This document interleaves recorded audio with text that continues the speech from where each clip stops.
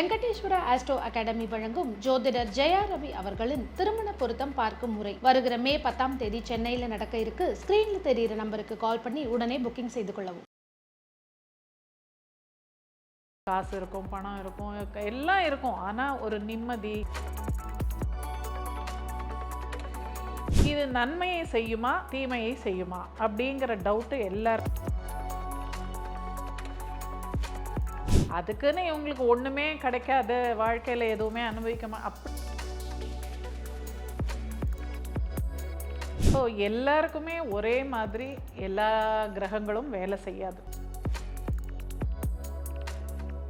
உங்களுக்கு இரண்டாவது திருமணம் அப்படிங்கிற ஒரு கான்செப்டுக்குள்ளே இது எந்த ஒரு விஷயமும் நமக்கு நம்ம லைஃப்பில் அனுபவிக்கணும் அப்படிங்கிறது இந்த 11ஆம் பாவத்தின் வழியாகத்தான் நமக்கு கிடைக்கும்.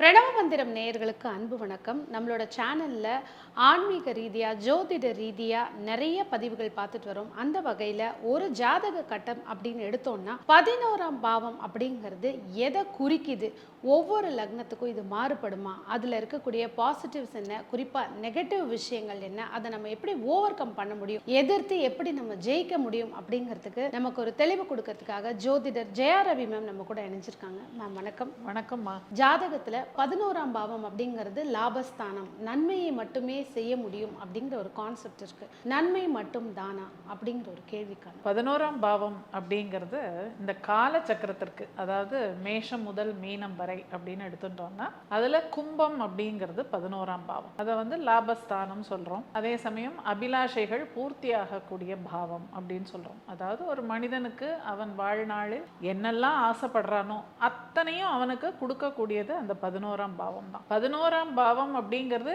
மற்ற பாவங்களை விட ரொம்ப முக்கியமான பாவமாக நான் கருதுவேன். ஏன் அப்படின்னா எந்த ஒரு விஷயமும் நமக்கு நம்ம லைஃப்ல அனுபவிக்கணும் அப்படிங்கிறது இந்த 11ஆம் பாவத்தின் வழியாகத்தான் நமக்கு கிடைக்கும். அந்த பாவம் நமக்கு சரியில்லை, அந்த வீட்டின் அதிபதி சப்போஸ் நமக்கு சாதகமா இல்லை அப்படின்னா எதுவுமே நம்மளால அனுபவிக்க முடியாது. ஸோ எல்லாமே இருந்து கூட சில பேருக்கு வாழ்க்கையை அனுபவிக்க முடியாம போகும் இல்லையா. காசு இருக்கும், பணம் இருக்கும், எல்லாம் இருக்கும். ஆனா ஒரு நிம்மதி, ஒரு அமைதியான வாழ்க்கை, ஒரு சந்தோஷம் அப்படிங்கிறதெல்லாம் இல்லாம நிறைய பேர் இருக்காங்க. அப்போ அவங்களுக்கெல்லாம் இந்த 11ஆம் பாவம் அப்படிங்கிறது ரொம்ப முக்கியமா கருதப்படுறது. காலச்சக்கரத்தின்படி இந்த ஒவ்வொரு ராசியுமே நம்ம 3 விதமா பிரிக்கிறோம். அதாவது சரம், ஸ்திரம், உபயம் அப்படின்னு பிரிக்கிறோம். இந்த சரராசிகள் எல்லாத்துக்குமே, அதாவது மேஷம், கடகம், துலாம், மகரமும் சரராசி. இந்த 4 சரராசிகளுக்கும் 11ஆம் இடம் அப்படிங்கிறது லாபஸ்தானம். அதுதான் அபிலாஷைகள் பூர்த்தி ஆகக்கூடிய ஸ்தானம் அப்படின்னு சொல்றோம்.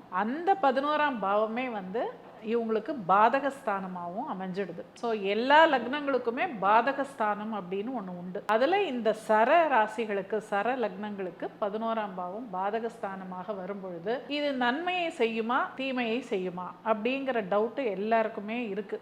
நிறைய பேருக்கு பார்த்தீங்கன்னா இந்த 11ஆம் அதிபதி தசை நடக்கும்போது ஒரு பயம் வரும். ஐயோ இது பாதகஸ்தானமாச்சே, நமக்கு நல்லது பண்ணுமா கெட்டது பண்ணுமா அப்படிங்கிற ஒரு குழப்பம் எப்பவுமே எல்லாருக்கும் இருக்கும். இந்த பாதகஸ்தானம் அப்படிங்கிற ஒரு மனுஷனுக்கு பிறந்ததுலேருந்து கடைசி வரைக்கும் பாதகத்தை தான் பண்ணுமான்னா கிடையாது. பாதகம்ங்கிறது எப்ப பண்ணும் அப்படின்னா ஒரு மனுஷனுடைய ஜாதகத்துல இந்த மாரகஸ்தானங்கள் அப்படின்னு உண்டு. அதாவது 2, 7 அப்படிங்கிற பாவங்களை மாரகஸ்தானம்னு சொல்லுவாங்க. அந்த மாரகஸ்தானங்கள் எப்போது இயங்குகிறதோ அதனோடு லக்னாதிபதியும் சம்பந்தப்பட்டு இந்த 11ஆம் அதிபதினு சொல்லக்கூடிய பாதகாதிபதியும் சம்பந்தப்படும் பொழுதுதான் ஒரு மனிதனுக்கு பாதகம் அப்படிங்கிறத இந்த 11ஆம் பாவம் பண்ணும். அதர்வைஸ் அது எப்பவுமே லாபஸ்தானமாகத்தான் இயங்கும் அப்படிங்கிறதுல தெளிவா இருக்கணும் எல்லாருமே. ஸோ அதை கண்டு யாரும் பயப்படவே வேண்டாம். ஸோ பாதகம் அப்படிங்கிறது எப்போதுமே பண்ணாது, அது லாபஸ்தானமாக தான் வேலை செய்யும். இப்போ மேஷத்துக்கு கும்பத்தை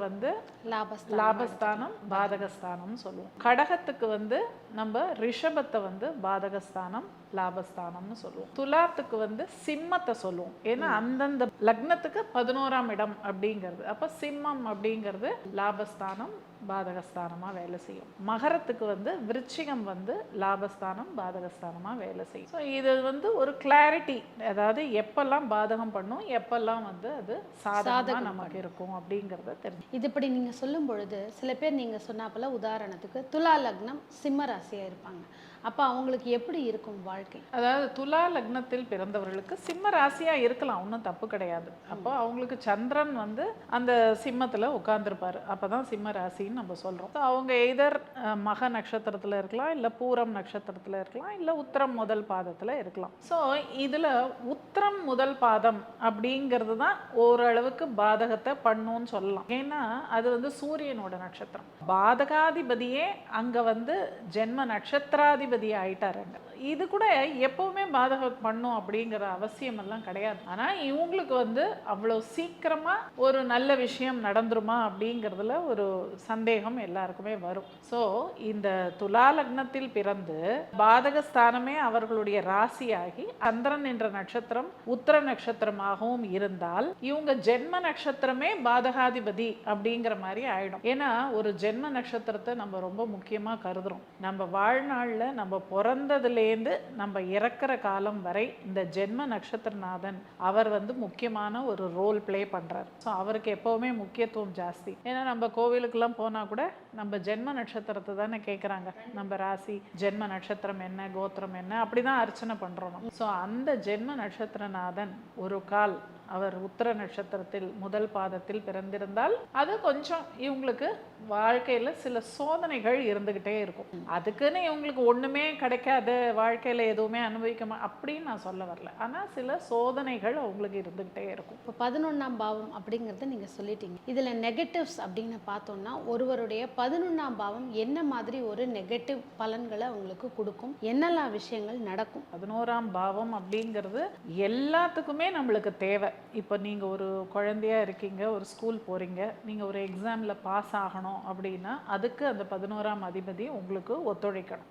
அவர் வந்து உங்களுக்கு அந்த பர்மிஷன் கொடுத்தா தான் நீங்கள் அந்த எக்ஸாமில் பாஸ் ஆக முடியும். வேலைக்கு போகிற காலம் அப்போவும் உங்களுக்கு வந்து 11ஆம் அதிபதி உங்களுக்கு வந்து வழி காமிச்சாதான் ஒரு உத்தியோகத்தில் போய் நீங்கள் உட்கார முடியும். திருமணம் அப்படின்னு எடுத்துட்டாலும் 2, 7, 11. அப்போ அந்த 11 உங்களுக்கு வந்து ஆக்டிவேஷனில் இல்லை அப்படின்னா வெறும் 2, 7 தான் உங்களுக்கு ஆக்டிவேட் ஆகிருக்குன்னா திருமணம் நடக்கிறதுக்கு கொஞ்சம் கஷ்டமாக தான் இருக்கும். 11ஆம் அதிபதி எல்லாத்துக்கும் அவர் வழி கொடுக்கணும்.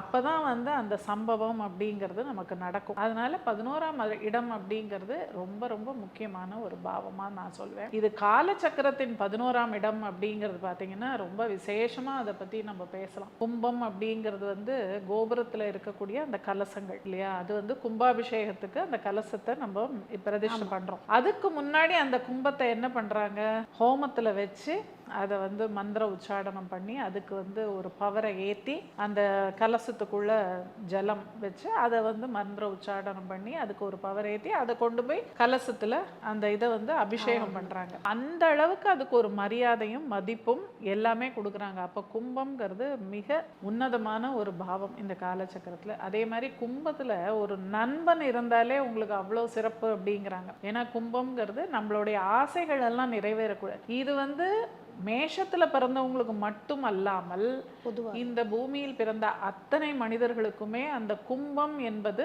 அவர்களுடைய ஆசையை நிறைவேற்றக்கூடிய ஒரு பாவமாக அமைகிறதுனால அந்த கும்பம்க்கு எப்பவுமே ஒரு தனி சிறப்பு தான், விசேஷம். இப்போ அதுல ஒரு கிரகம் இருந்தால் அப்படிங்கிற ஒரு கான்செப்ட் நிறைய பேருக்கு 11ஆம் இடத்துல கிரகம் இருக்கும், சில பேருக்கு காலி இடமாக இருக்கும். முதல்ல காலியாக இருந்தால் என்ன பலன் அப்படிங்கிறத சொல்லுங்க. பிறகு நம்ம வந்து நவகிரகம் ஒன்னொன்னா அதில் அமரும் பொழுது அவங்களுக்கான சாதக பாதக பலன்கள் என்னங்கிறத பத்தி பார்க்கலாம். நம்ம கிரகங்களை வச்சு பார்க்கும்போது அப்பவும் என்ன ஆகும்னா இது ஒவ்வொரு லக்னத்துக்கும் மாறுபடும். இப்போ எல்லாருக்குமே ஒரே மாதிரி எல்லா கிரகங்களும் வேலை செய்யாது. இப்போ மேஷத்துக்கு வந்து அங்க அந்த 11ஆம் இடத்துல சூரியன் போய் உட்கார்றாரு அப்படின்னா அது மேஷத்துக்கு பஞ்சமாதிபதியாகி அவர் 11இல் அப்படின்னு வரும்போது மிக சிறப்பான ஒரு அமைப்பா நீங்க சொல்லலாம். ஏன்னா ஜென்ரலாவே சூரியனுக்கு 11ஆம் பாவம் அப்படிங்கிறது ரொம்ப சிறந்த பாவம். அந்த மேஷத்துக்கு அவர் பஞ்சமாதிபதி அப்படிங்கிற ஒரு அந்தஸ்துல போய் அங்க உட்கார்றாரு. பேரு புகழ் முன்னோர்கள் மூலமாக வரக்கூடிய அந்த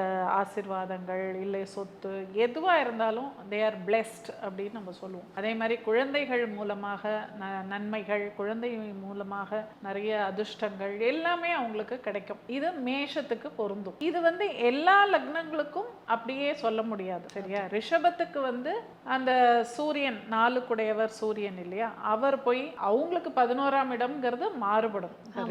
ரிஷபம்னு வரும்போது மீனம் 11ஆம் இடமா ஆயிடும். அப்படி இதுல வந்து நிறைய பெர்முடேஷன் காம்பினேஷன்ஸ் நீங்க பேசிக்கிட்டே போகலாம். ஒவ்வொரு கிரகமா வச்சு பேசும்போது அது ஒவ்வொரு லக்னத்துக்கும் வேறுபடும். இதை வந்து பொதுவான பலனா இதை பேச முடியாது. 11ஆம் இடத்துல ஒருவருக்கு கிரகமே இல்லைங்கும் பொழுது அதற்கான நற்பலன்கள் எனக்கு கிடைக்குமா அப்படிங்கிற ஒரு கேள்வி. நம்ம கட்டம் வந்து பார்த்தீங்கன்னா 12 கட்டம், கிரகங்கள் 9 தான். ஸோ எல்லா கட்டமுமே ஃபுல்லாக இருக்கும்னு சொல்ல முடியாது. ஒரு சில ஜாதகங்களில் பார்த்தீங்கன்னா 2 கட்டத்திலேயே எல்லா கிரகங்களும் முடிஞ்சு போயிடும், மற்றதெல்லாம் காலியாகவே இருக்கும். அப்போ அந்த காலியாக இருக்கிற கட்டம் வந்து வேலை செய்யாதான்னா கிடையாது, அப்படி இல்லை.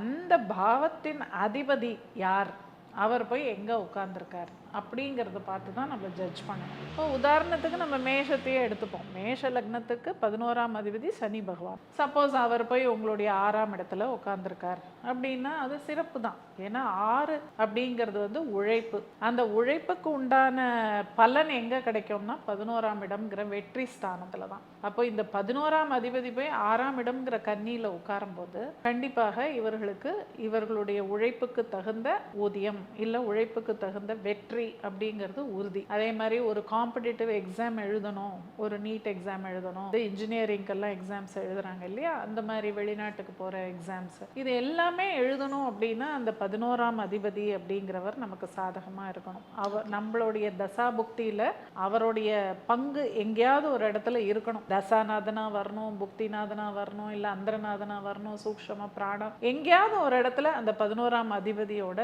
ஒரு சம்பந்தம் அந்த காலகட்டத்தில் நமக்கு இருக்கணும். அப்படி இருந்தால் தான் அந்த எக்ஸாமில் நம்ம பாஸ் ஆக முடியும். ஸோ இந்த 6, 11 இந்த தொடர்பு, 6ங்கிறது உழைப்பு, உழைப்புக்கு தகுந்த வெற்றி, சக்ஸஸ் அப்படிங்கிறது 11ஆம் இடம். ஸோ இது ரெண்டுக்கும் ஒரு தொடர்பு அப்படிங்கிறது ரொம்ப முக்கியம். சப்போஸ் இதே 11ஆம் அதிபதி போய் வேற எங்கேயோ தூஸ்தானங்களில் இப்போ 8, 12 ஆகிய இடங்களில் போய் உட்காரும்போது அங்கே கூட சில நல்ல விஷயங்களை நீங்கள் எடுக்கலாம். இந்த 11ஆம் அதிபதி போய் 8ஆம் பாவத்தில் உட்காரும்போது 8ஆம் பாவம்ங்கிறது என்ன சொல்கிறோம்னா இன்ஹெரிட்டன்ஸ், அதாவது நம்மளுடைய முன்னோர்களுடைய பித்ருராஜித சொத்து, இந்த மாதிரி விஷயங்கள் நமக்கு வரக்கூடியது இந்த 8ஆம் பாவத்தில் தான்.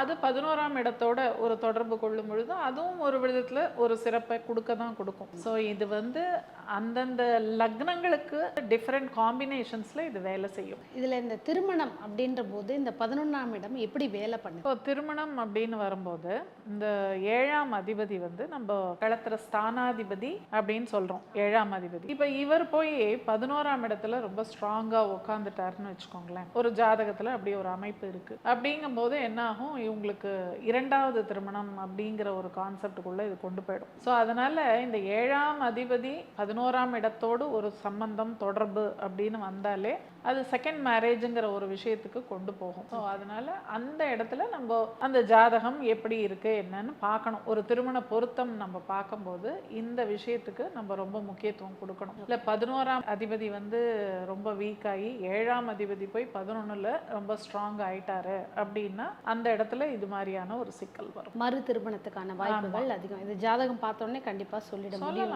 நல்ல தாராளமாக சொல்லலாம். ஆனால் அவருக்கு முதல் திருமணம் ரொம்ப நல்லா நடந்திருக்கு, மனைவி ரொம்ப நல்லா இருக்காங்க, அப்போ அவருக்கு எப்படி 2ஆம் திருமணத்துக்கு வாய்ப்பு வருங்கிற கேள்வி வருமே. இது வந்து எப்படின்னா தசாபுக்தி அப்படிங்கிறது ரொம்ப முக்கியம். ஸோ இப்போ இந்த மாதிரி ஒரு அமைப்பு இருக்கிறவங்க எல்லாருக்குமே 2வது திருமணம் நடந்துடுமா அப்படின்னா அப்படி கிடையாது. சப்போஸ் அந்த தசாபுக்தியே அவங்க வாழ்நாளில் வரல அப்படின்னு வச்சுக்கோங்களேன், அப்போ அவங்களுக்கு இது மாதிரி ஒரு நிகழ்வு நடக்க வேண்டிய அவசியம் இல்லை.